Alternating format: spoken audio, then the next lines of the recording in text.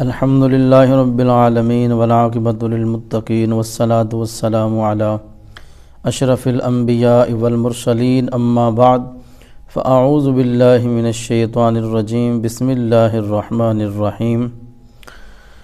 تمام دوستوں کو السلام علیکم ورحمۃ اللہ وبرکاتہ۔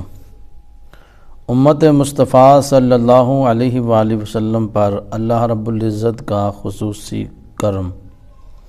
سیدنا ابن مسعود رضی اللہ تعالی عنہ فرماتے ہیں، حضور نبی اکرم صلی اللہ تعالی علیہ وآلہ وسلم آپ نے بوقت وصال سیدنا جبریل امی سے پوچھا کہ میرے بعد میری امت کے لیے کون ہوگا؟ تو اللہ رب العزت نے جبریل امی کی طرف وحی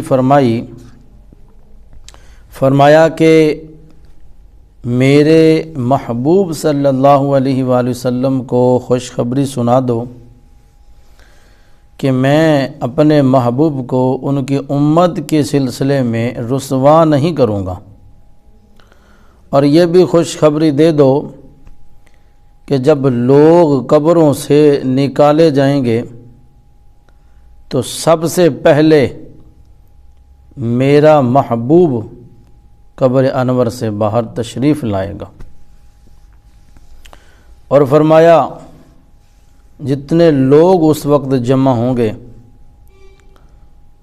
ان سارے لوگوں کے جو سردار ہوں گے وہ محمد مصطفیٰ صلی اللہ علیہ وآلہ وسلم ہوں گے، اور فرمایا جب تک محبوب کی امت جنت میں داخل نہ ہو جائے تمام امتوں پر وہ حرام رہے گی، یعنی پہلے امت مصطفیٰ جنت میں داخل ہوگی اور اس کے بعد پھر دوسری جو امتیں ہیں ان میں سے جس پر اللہ فضل فرمائے گا وہ جنت میں داخل ہوگی۔ تو یہ سن کر حضور علیہ الصلوۃ والسلام نے ارشاد فرمایا، اب میری آنکھیں ٹھنڈی ہوئیں اور میرا دل خوش ہوا۔ اس سے معلوم ہوتا ہے اور پتہ چلتا ہے کہ حضور علیہ الصلوۃ والسلام کو اپنی امت سے کتنا پیار ہے۔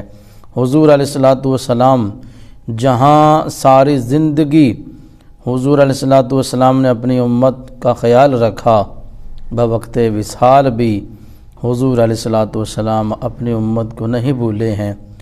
دعا کرو کہ قیامت والے دن اللہ پاک اپنے محبوب کریم صلی اللہ علیہ وآلہ وسلم کا دامن رحمت اور شفاعت کبریٰ ہم گنہگاروں کو اللہ پاک نصیب فرمائے۔